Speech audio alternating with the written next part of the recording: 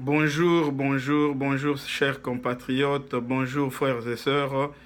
Une fois encore, je viens faire cette vidéo pour intervenir toujours dans le cadre il y a éveil patriotique par rapport à la situation politique qui prévaut dans notre pays actuellement. Moi, mikolo ebele tozalaki na ligne te bandeko batuni nazwaki mwa ba message ebele ya part et d'autre eza juste par rapport na ba engagement misu toza nango babisika tozali na ba responsabilité batant et permetaki te pour na la vidéo parce qu'il faut disposer du temps pour na la vidéo. Je vais sans plus tarder aller droit au but.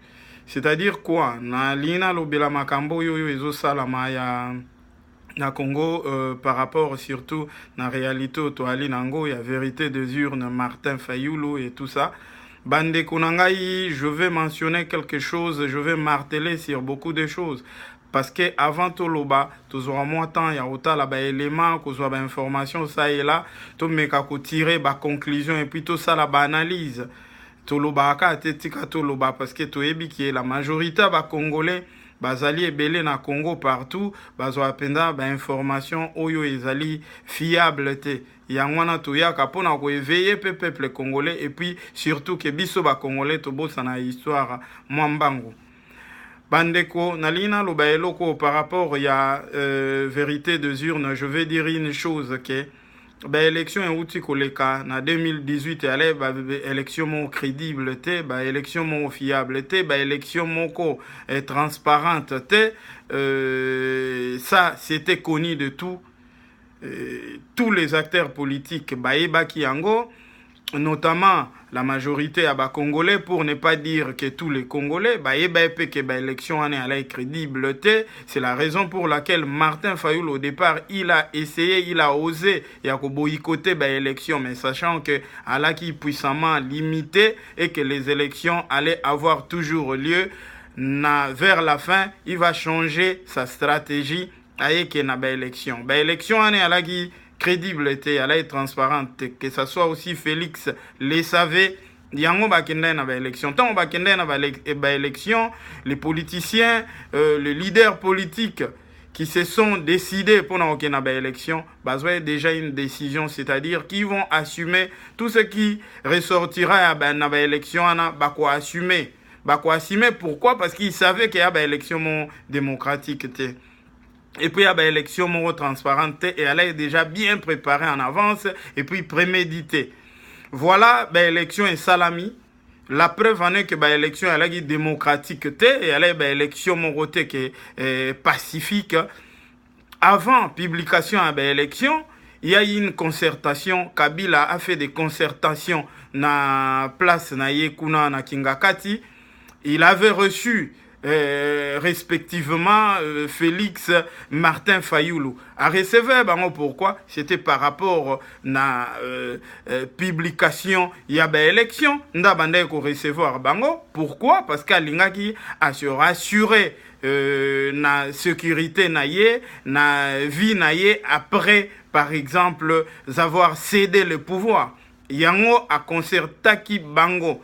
Alors, dans une démocratie où il y a eu des élections libres, démocratiques, transparentes, je ne pense pas qu'il y aurait concertation avant publication de l'élection. Comme ça ne dépendait que de Kabila, c'est Kabila qui allait décider par rapport à président aligné qui succédé.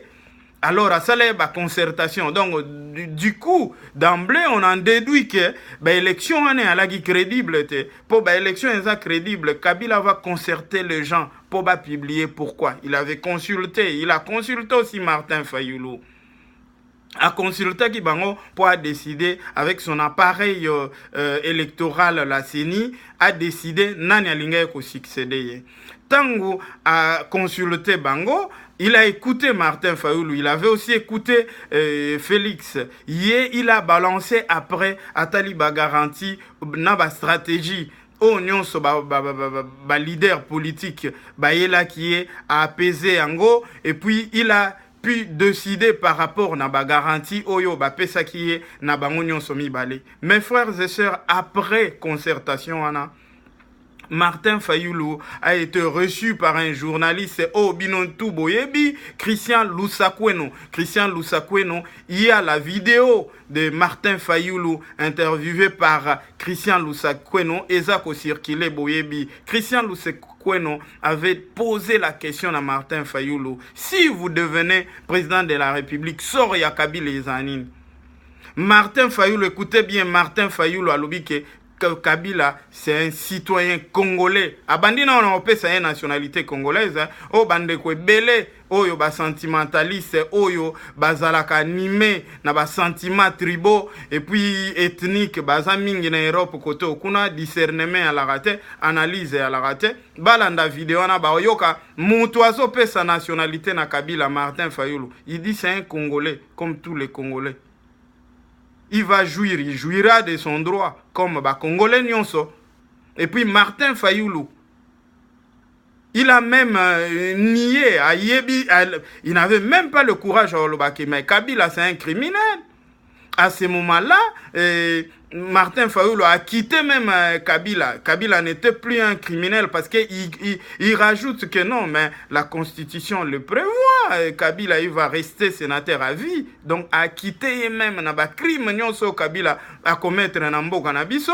Martin Fayulu a quitté tango azolo bage ndenga zawana a sénateur à vie. Et puis, mais comme ba Congolais, balana courte mémoire. Babosani que nationalité Martin Fayulu a pesaki Kabila, c'est parce que Kabila est puissant, Kabila est fort. Bandeko, to salara makambu, to talara toujours côté to outil. On a vu, on a tout fait, to sali ya ebele, to seba marche, na niveau ya Europe. Biso ba oyo, to buka ba ambassade ya Congo na Suisse. Tobuka ango, tout ça pour nini, voler biso ba élection. Mais ça va aboutir à quoi? À rien. To siège na ba siège à ONU, na Genève. To sala tout, mundele à kunate. Boyebi ango, il faut to kola politiquement, il faut to zora ba direction, il faut to zora ba vision mususu. To kenda, to siège ba place wane lo moins ça na matin. Kabila était fort, bandeko. To ebi ango Kabila était fort. To moni. On avait cru que Basango, étant une institution aussi indépendante, institution, un État, oyoyoyo, pena, to bengaka, Vatican, un État indépendant. To allait sûr que Basango, tant bakoti likamboyo, Kabila a tempéré, bakoche pression bendana. Mais on a vu que Kabila était fort. Kabila a tué Basango. Kabila a tiki Basango nu. Aussi au vu de tout le monde. Basango basala rien. Bandeko. Il faut total. Soma kamboya, serie total. Batu bakufa. Kabila tanga oboma wana bomi batu. A bomi pena basango atiki bango nu. Et puis Kabila ne s'arrête pas là. A sanctionner sous communauté européenne. A kangi Schengen. Pour nous la bango combien il était fort. Bandeko. Faut pas qu'on minimise tant boyebi que l'adversaire est fort, to sali tout au kokate ba marche, ba tuni ba lobite ba to Europe.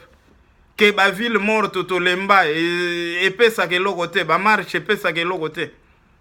Kabila très fort à réduire, à diviser opposition très fort to yebi yango mais nkolo atika abana na été. Vous bien ngo bande koto yebi to longola ba sentiment ethnique, to longola ba sentiment.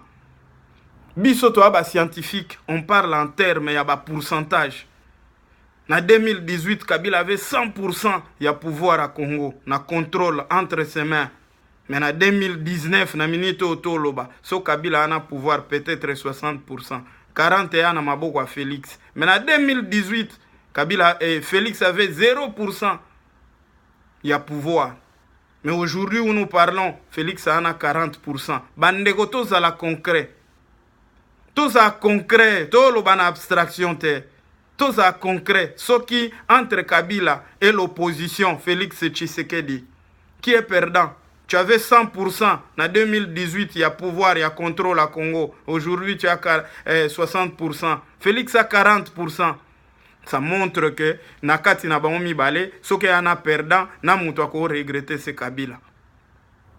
S'il y a quelqu'un qui s'est fait infiltrer, c'est Kabila qui s'est fait infiltrer. Kabila a contrôlé la diplomatie congolaise. Makambutu, relation avec la France, relation avec les États-Unis, relation avec l'Israël, avec l'Afrique du Sud. Aujourd'hui, ce n'est pas entre les mains de Kabila. Si ça ne dépendait que de la politique de Kabila, tant qu'on allait à 100% pouvoir, Franck Diongo a libandate, et Jean Diomindonga a libandate. Parce que Kabila, il n'a aucun intérêt à soigner l'image de Félix. En lui accordant cette faveur, wana ya libérer Kabatu, pendant que lui-même il avait la possibilité de le faire, à koko sala ngote pour soigner l'image naie, comme ayebi ango bien que image n'est à niveau international aussi national les habientés. A osale la ngona Félix pour quelle raison? Pour ya komi Yezu.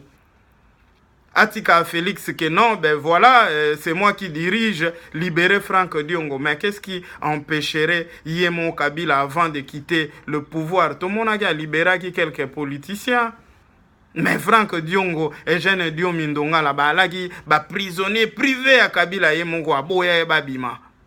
Mais Félix aya bimisi bango bande koto la katan musu reconnaissant ton dimake pouvoir wana Franck Diongo tolinga to mona ete na minito so Kabila alaika na pouvoir mais net ndeko na biso azui pouvoir yangwana Franck Diongo ali banda ton dima que Schengen elinga fungwa mate tantôt na ba minito parce que Kabila banda oluka toujours non mais si il faut na fungola Schengen il faut pe bo quitter bande ko misu kuna bo lever ba mesure misu elle a déjà prise na pona ba politicien ba tunaye na ye morope ba biloko bele toyebi yango bande ko tozana motema kondima tant to monique Kabila force neza réduite il fallait to s'unir bandeko ensemble to sali force on allait constituer une force ensemble pour to tcha pression to bengana Kabila pena totalement à longwana mboka wana. Quand Martin Fayulu aujourd'hui a au sala ba discours incitant à la haine tellement que population ezo ana mingi ba wana na habité la plupart de la population yo bazo ya kotonda na wana mingi pena eza bato yo pena ke politique ba bien monta analyse politique pesate donc muto akolo babo emporter na ba sentiment moko tribaux donc bou ake asali n'importe quoi mais tobo sanate que Martin Fayulu a pesaki nationalité na Kabila tobo sanate que Martin Fayulu a reconnaître ki bandeko basango bakokate tant on a basango bakokate ba Moïse Katumbi basali tout ba embauché même un de grands avocats ya France pour na ba quitter na Congo et Simbate.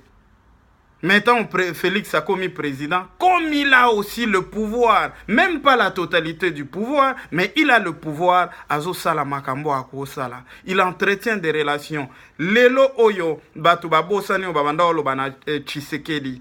Tshisekedi avec Mobutu il y a pas longtemps. Tshisekedi avec Mobutu. Qui n'a pas culpabilisé Tshisekedi? Tshisekedi ba pesi pouvoir na Mobutu.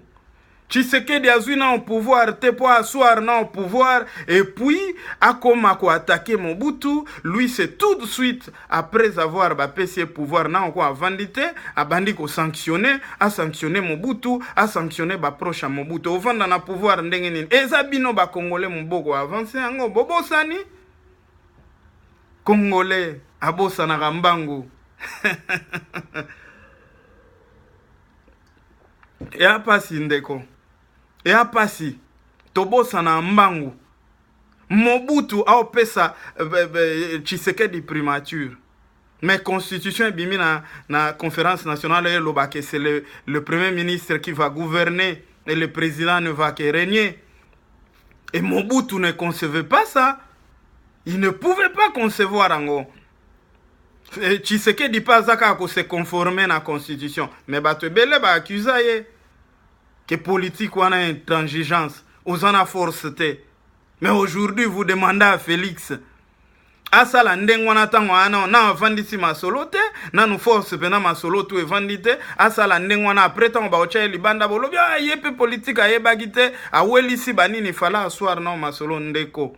S'il faut te reconnaître que parmi les vrais politiciens, les bons politiciens, les stratèges, Félix Tshisekedi a écrit une histoire. Il restera dans l'histoire congolaise. Il y a politique, qui est un stratège. Il était à côté de son père, mais comme il n'avait pas le pouvoir, il dépendait de son père, mais il n'était pas d'accord avec son père. Le voici succédé à son père, n'a parti, il a pris une autre direction, une autre vision, aïe appliqué en haut, en moins de temps, à la présidence. Et puis, à gérer Masolo dans 5 ans, ceux qui peuvent va Congolais, va s'allier confiance, va tosinir Kabila Okima. On va bouter Kabila dehors. Mais ceux qui tournent à monter Mamabe ou tournent à Ngoyo, il y a que, oh non, bah, il y a une élection. Il n'y avait pas d'élection. Élection, elle a quitté. Martin Fayulu, il y a bien. Donc, tous sont conscients. Tous se soutenir. Bah, l'union fait la force. Toi, déjà, n'a parti à pouvoir. Aujourd'hui, tout le monde va marcher, belé, salamatango. C'est quand tout dépendait de Kabila.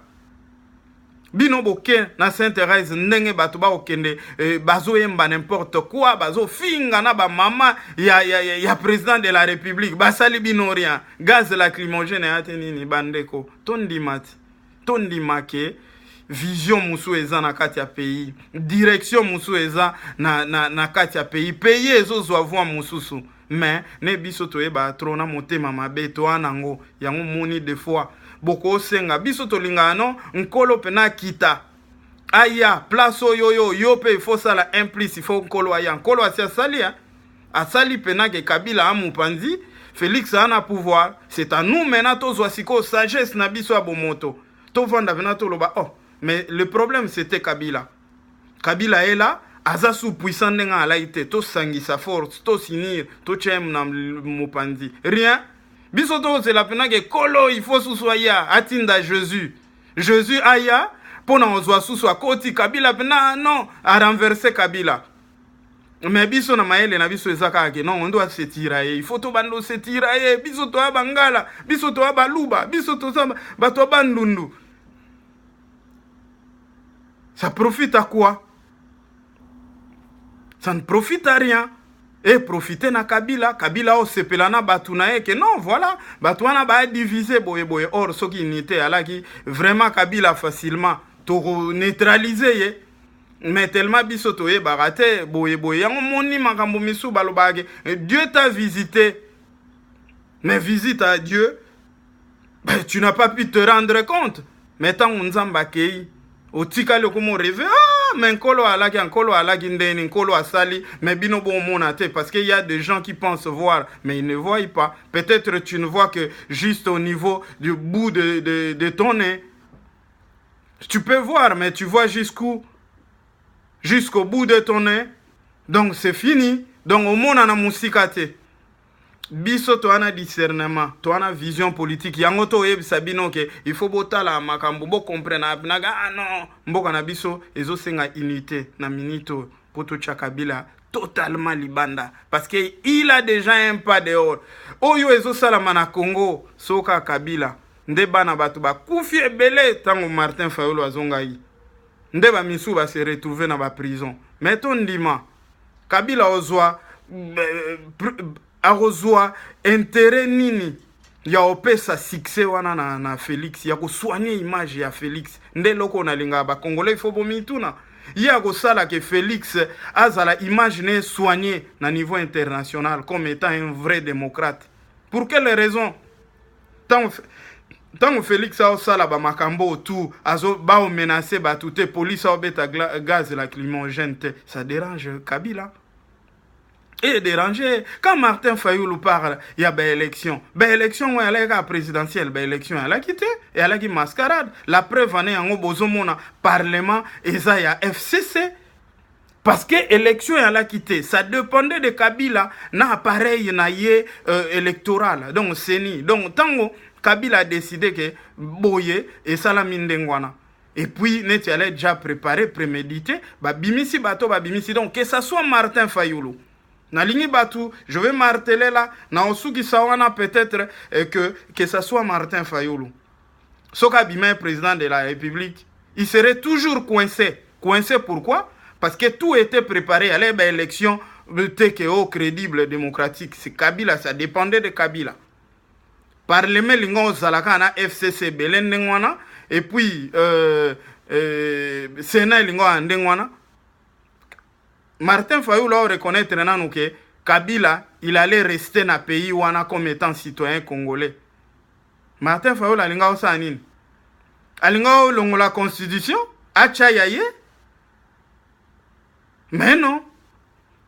Ne vous trompez pas que Martin Fayoulou alinga longo la constitution. Tout vandi dans un pays développé. Bon, mon a été ce qui président Bimi, mais il n'est pas majoritaire dans le Parlement. Il doit partager le pouvoir. Il doit partager le pouvoir. Pouvoir n'engezana Martin Fayoulou azala président lingo partageant na FCC. Balinga ba comme balien nae parce qu'il allait être minoritaire. Donc il y a logiquement constitutionnel. Bosala ngote ke na ba o ba politique te bosala ngote ke c'est une logique particulière et bimi pour na Félix non. C'est une logique oyo eza logique moko ezali constitutionnel tant bino boza majoritaire te ezandengwana. Donc na monite tant Martin Fayoulou a réclamera ba élection oyo azol réclamer ba élection que non c'est lui qui aurait remporté ba élection na moni place mota réclamera députés nationaux ou bien députés provinciaux. A réclamer à Bangote, mais Bangote on a fait bimate, et ça bateau yo. Kabila a donné des injonctions, et puis Bache Bango on a majorité. C'était pour bloquer la route na président à Robima. Mais Bino tellement limité na vision, se laisser aussi emporter na sentiment na Bino, boke so or. Ce Congo-là, là, qui mature politiquement, il faut se dire que non, comme il nous a donné ce petit espace, tout soit espace comme ça, tu as côté là, tu as dans l'unité, bisote. Bisote abatu kaka lelo yo boloba na Félix il fallait pas azwa pouvoir mais Tshisekedi boloba ka obomisa bana batu ba ko pese pouvoir combien de fois ba pese pouvoir nini Mobutu apesa Tshisekedi pouvoir nini bino mutu boye ba ke bele boye bisanga lelo pouvoir ni Mobutu apesa Tshisekedi pouvoir à premier ministre ye président armée na ye makambutu ya Mobutu boyebisi Tshisekedi alinga ko bomisa batu vio ana linga pouvoir te ka ko bomisa lelo bobo sani yango bandeko to se référa moko na oyo tolobaka na passé peut-être ko yede biso pour na to réagir na ba situation présente. Des fois tozanga ba argument parce que des fois toloba ba n'importe quoi parce que to se référa na histoire na biso te. Boko obligé, boko loba na Tshisekedi, le père Etienne Tshisekedi. Ah, viwana za intransigeant. Ya zaka kabo décision alingi, ayebi sa ba concession de pouvoir bazwango ndenge nini. Mais aujourd'hui, Félix est en train d'appliquer une autre politique pour applaudir, pour acclamer. Non, c'est la sorcellerie. Mais après, bon, vous êtes dans l'église, vous êtes sorcier. Pendant que vous-même, vous êtes des sorciers. Et ça, mawa. Bandeko, vous comprendre, c'est pas pour insulter. Toyaka pour insulter, c'est pour éveiller. Bah, compatriotes. Pour éveiller, bah, oh, peut-être ils ont des yeux, mais ne voient pas. Peut-être ils croient voir, mais ne voient pas loin. Pour éveiller, bah, oh, bah, peut-être ils ont des oreilles. Penser qu'ils entendent, mais ils n'entendent pas. Yaoundé Toyaka. Vraiment, Nasuki Awa, mais Nasuki Te pour Nagoya Lisusu. Pour expliquer Bino qui est Papa Ngwanda. Et derrière lui, Ezalakanini. Parce que Biso, toi, bah, bah, victime, ya régime, ya Papa Ngwanda Terminator. Yango toujours, na revenir pour Naotali Sabino Peke. Makambo Ebele Zali. Makambo ebele zali, mais il faut qu'on solo là. Toujours ensemble. Bandeko, Mes chers compatriotes, tous a toujours unis. Tolobi a to intervenir, ba misu ba beta mabaku, mais bolimbisa. Parce que tolobara te pour na osala mabe, tolobara pour na Congo. Et se développer pour na Congo, et zoa, voix moko oyo ememango na développement. Vraiment, souci na biso ya la Congo, préoccupation na biso ya Congo, yango tolobelaka yango. Na mwa ba connaissance oyo toa nango, tolingaka to mettre yango à la disposition des autres. Oh ba nango besoin. Vraiment, pour na lelo tosuki awa. Moko abalobeli na bino, mwana Kingston, mwana Kingabwa, Richard Ringo Chimanga, mwana Kingabwa, ya solo, Kingabwa ekwe ate, na loba na bino toujours, balia ngando basepela, Mobutu balia ngando, na badolite, na bangwanda. Metango ngando aliaka moto, losebe betaka, mwana bendana, bato bazwa, badolite kota mobulu. Bandeko, à suivre, à bientôt.